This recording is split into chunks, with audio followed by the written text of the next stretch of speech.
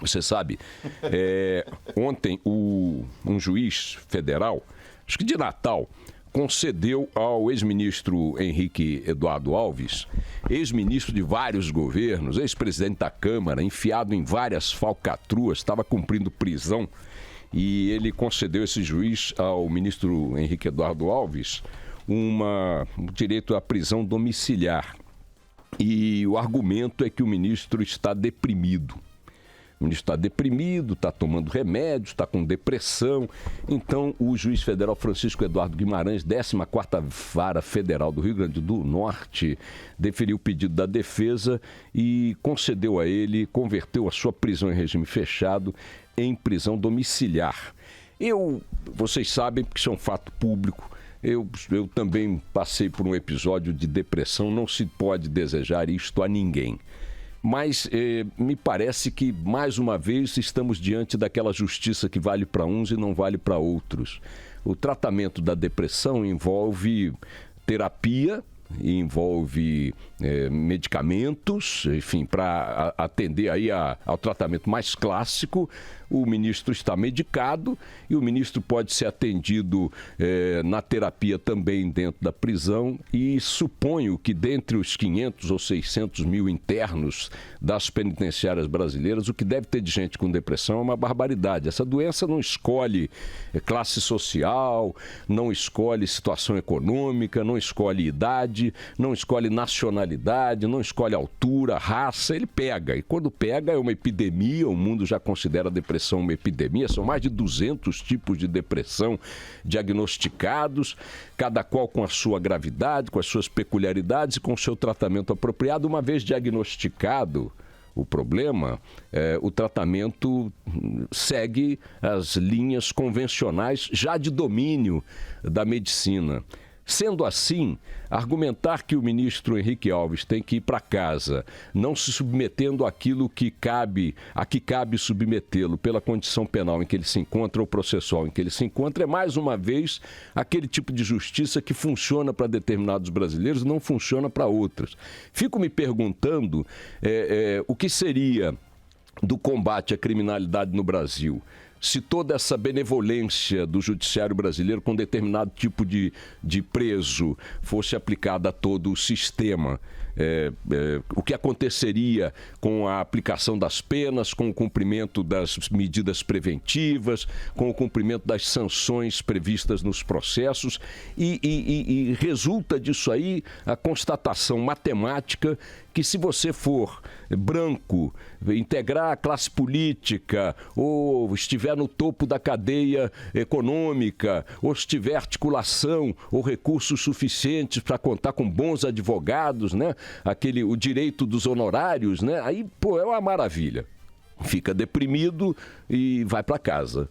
É uma concessão que explicita, escancara o quanto são tratados de forma benevolente os criminosos que integram uma determinada casta, especialmente a casta política. É um fenômeno. Eu estou com depressão, eu estou velho, eu estou com dor nas costas, eu estou num tratamento pós-operatório, eu tenho um câncer de próstata. Tudo isso, rigorosamente tudo isso, se acomete um preso comum no sistema prisional brasileiro, não concede a ele, pelo menos com a regularidade que se vê nesses grupos, direito à progressão de pena, direito a voltar para casa, direito ao conforto do lar, etc. Enfim, é impressionante que mais uma vez a gente esteja diante desse tipo de, digamos, humanismo judicial caolho, porque só enxerga um lado do humanismo, né? Já que é assim, como diria Romero Jucá,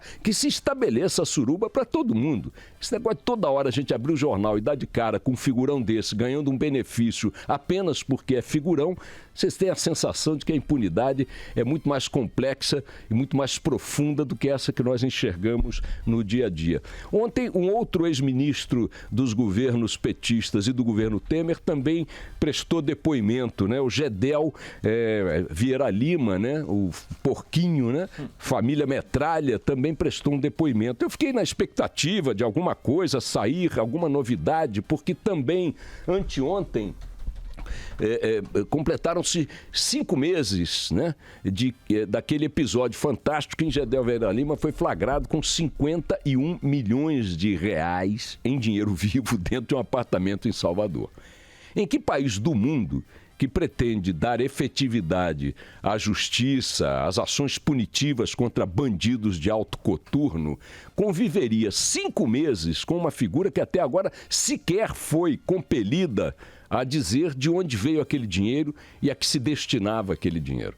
Ontem o depoimento dele não foi sobre esse assunto, foi sobre pressões que ele estaria exercendo ou teria exercido sobre a mulher desse vagabundo Lúcio Funaro, outra figura beneficiada com prisão domiciliar também, está numa fazenda maravilhosa aqui no interior de São Paulo, sei lá onde, jogando tênis, etc. e tal, depois de ter se envolvido nos crimes mais escandalosos de corrupção no Brasil, ter operado a grana para os grandes corruptos da política brasileira. A mulher desse Lúcio Funaro, enquanto ele esteve preso, ou no início da sua prisão, quando ainda estava negociando delação premiada, Gedel Vieira Lima teria ligado várias vezes, 7 vezes, para a mulher do Lúcio Funaro, na ausência do marido. Podemos estar aí diante de um assédio, mas não era bem assim.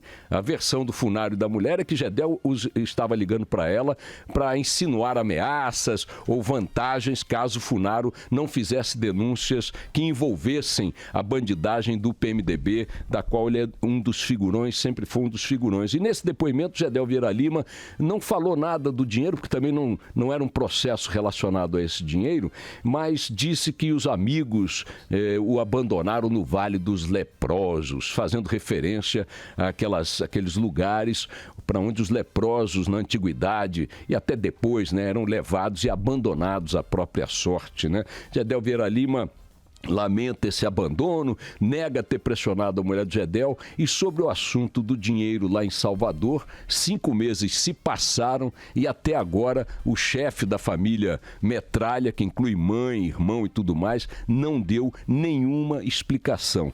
É aquela história que repete no caso aí o benefício do Henrique Alves, que nos coloca diante de uma percepção de pouca efetividade no que está sendo feito pela Justiça, pelo Ministério Público, pela Polícia Federal, para se chegar a conclusões e a punições efetivas. Vejam que ontem comentávamos aqui o arquivamento de outro processo envolvendo outro figurão da máfia PMDBista, o senhor Romero Jucá, presidente nacional do PMDB, que depois de 14 anos esperando conclusões de um processo que investigava a corrupção sua, num determinado caso, dos muitos processos a que ele responde, o processo foi arquivado sem julgamento, sem nada, sem entrar no mérito, porque não se chegou a lugar nenhum, ficou patinando o processo nos benefícios do foro privilegiado. Só na mão do ministro Gilmar Mendes esse processo ficou 3 anos parado com pedido de vistas e mais 2 anos também por causa de Gilmar Mendes sem ser pautado o seu julgamento no plenário do Supremo Tribunal Federal. E este conjunto de abobrinhas, uma hora é um que vai para casa, outra hora é um que não diz o que tem que dizer, outra hora é outro que se beneficia da passagem do tempo, outra hora fica dodó e tal, dodó. Este conjunto vai jogar tênis na fazenda, vai colocando a sociedade brasileira diante de um sentimento de impotência frente a tudo que a gente sabe que acontece, porque as provas são materiais e não resulta em nada. E aí você vem e vê o ministro Gilmar Mendes reclamar, né, que a imprensa está criando um ambiente fascista no Brasil, sendo caixa de ressonância de um Ministério Público que aqui e ali luta para que essa efetividade se dê e reclamando que os ministros das altas cortes, entre os quais ele próprio, não podem decidir dando ouvidos à rua. As ruas não podem influenciar o judiciário. Sim, tudo bem que não influenciam o judiciário, mas um judiciário que é cego também e surdo ao que a rua grita e ao que os fatos gritam e ao que a necessidade natural da própria justiça produzir consequências determina, esse judiciário é o quê, então? Não ouve a rua, não vê os fatos e não age em função de produzir consequências diante dos fatos. O que é, então, ministro Gilmar Mendes? A quem o senhor está dando ouvido e seus pares no Supremo Tribunal Federal? É impressionante, é impressionante. 5 meses que Gedel Vieira Lima guarda para si um segredo amontoado sobre pilhas de dinheiro vivo, 51 milhões de reais. E nada se produz em torno de algo tão escandaloso. Nada, nenhuma explicação surgiu para esta opinião pública, pelo menos, entender o que está acontecendo, já que ela é que paga, através dos impostos, todo o festival. Mas outras coisinhas rápidas. Ontem, dois fatos aí no universo, no horizonte próximo de Luiz Inácio Lula da Silva. O horizonte de sua candidatura, que é uma corrida na qual ele está empenhado num campo da justiça. Ele tem que conseguir, junto ao TSE, lá na frente, né, caso o Supremo Tribunal Federal, o STJ, em julgamentos próprios do processo, facilite isso, revendo a decisão lá do Tribunal de Porto Alegre, ele terá que conseguir lá no final do Tribunal Superior Eleitoral o registro de sua candidatura. Para isso, ele terá que descaracterizar-se como incluso na lei da ficha suja. Então, ontem, ao tomar posse no TSE, o ministro Luiz Fux, que também integra o Supremo Tribunal Federal, deu uma pancada nas esperanças de Lula e de outros que, condenados em segunda instância, estão enquadrados na lei da ficha suja. O ministro Luiz Fux defendeu a aplicação da lei da ficha limpa, no caso, durante a sua posse no TSE, dizendo o seguinte: ficha suja está fora do jogo democrático.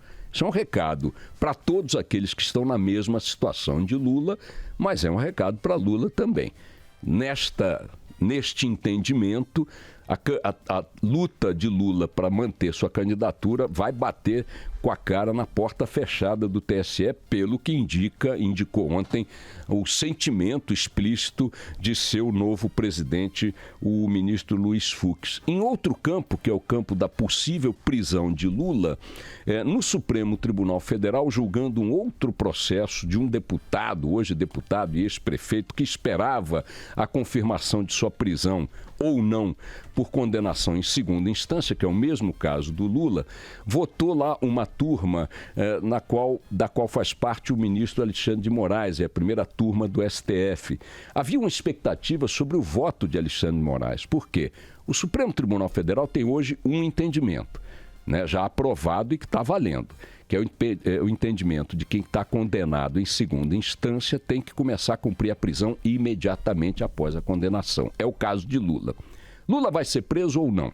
Depende do Supremo Tribunal Federal rever ou não esta decisão anterior que ele tomou.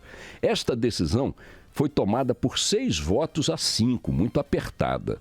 De lá para cá, o que aconteceu? Morreu um ministro, o Edson Fachin. Quem entrou no lugar dele? Alexandre de Moraes. Então havia expectativa ontem de saber-se qual era o voto de Alexandre de Moraes, porque a decisão anterior, por um voto de diferença, se eu mudar a posição de um único ministro, muda a decisão do Supremo na revisão do caso, a morte do Teori Zavascki, que eu confundi os ministros mortos aqui.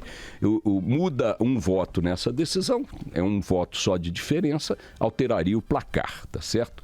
Ontem, Alexandre de Moraes, finalmente, pela primeira vez, votou num caso desta natureza e repetiu o voto de seu antecessor naquela vaga, o Teori Zavascki, dizendo nesse voto que preso, que condenado em segunda instância tem que ir para a cadeia, ou seja, um voto ruim para as perspectivas de Lula.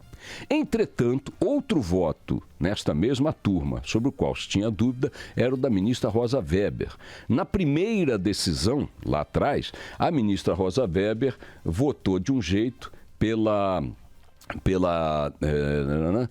não prisão em segunda instância, não é isso? Pela segunda, ela votou contra em 2016, mas ela prisão em segunda mudar. Instância, e andou se dizendo muito que ela considerava mudar o seu voto.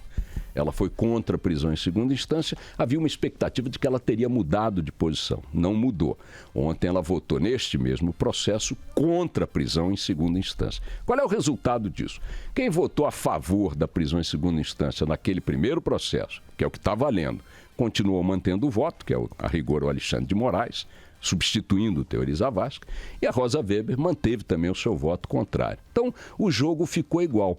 Então, significa que o Supremo vai manter esta decisão da prisão em segunda instância, o que é péssimo para o Lula? Não, porque o Gilmar Mendes tem afirmado categoricamente, reiterou isso a Mônica Bergamo essa semana, que vai mudar o seu voto. Ele votou a favor da prisão em segunda instância e agora caminha para votar contra a prisão em segunda instância. Isso permitiria que o placar mudasse favoravelmente a se derrubar esta punição tão imediata, o que vai, evidentemente, favorecer Lula caso se chegue a fazer a revisão do caso no Supremo Tribunal Federal.